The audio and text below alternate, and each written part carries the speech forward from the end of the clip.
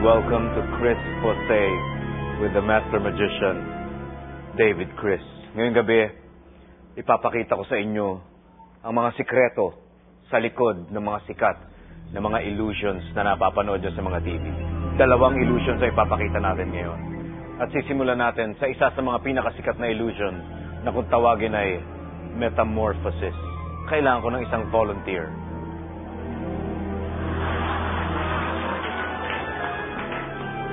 Ano pangalan mo? Precious. My precious assistant. Ang kahon na ito ay walang laman.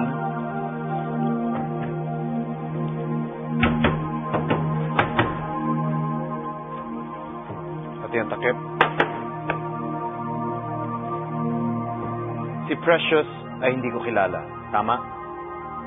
Ngayon, papapasukin kita sa loob.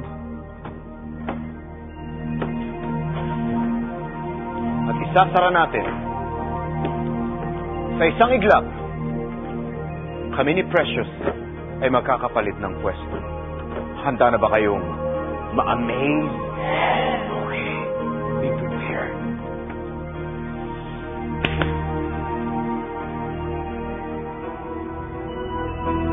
Ngayong gabi, makikita nyo kung ano ang ibig sabihin ng metamorphosis. Ang pagkatao ko ay magiging pagkatao na ni Precious. Kaya kung ready na kayo, 1, 2, 3.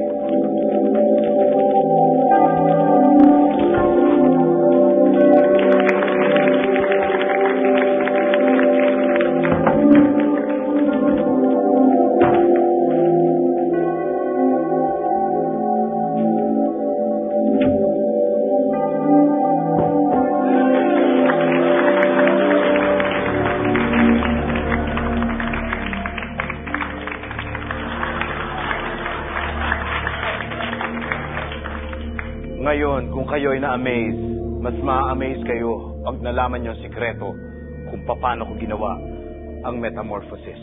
Handa na ba kayong malaman?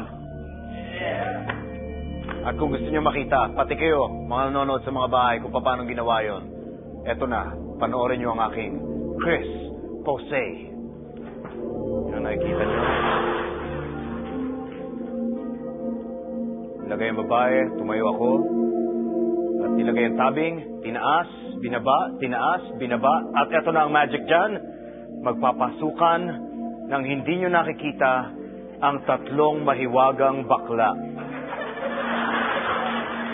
Ang tatlong mahiwagang bakla na ito ay trained sa pagpapalit ng itsura ng bawat taong kanilang makikilala. Kaya kung nakikita nyo, yung babae ay ginawang ako, at ako ay ginawang yung babae.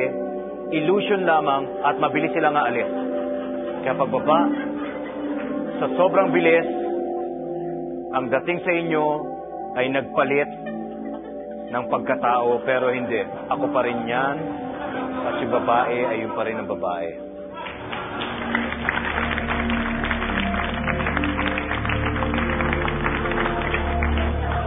Nasiyahan kayo doon.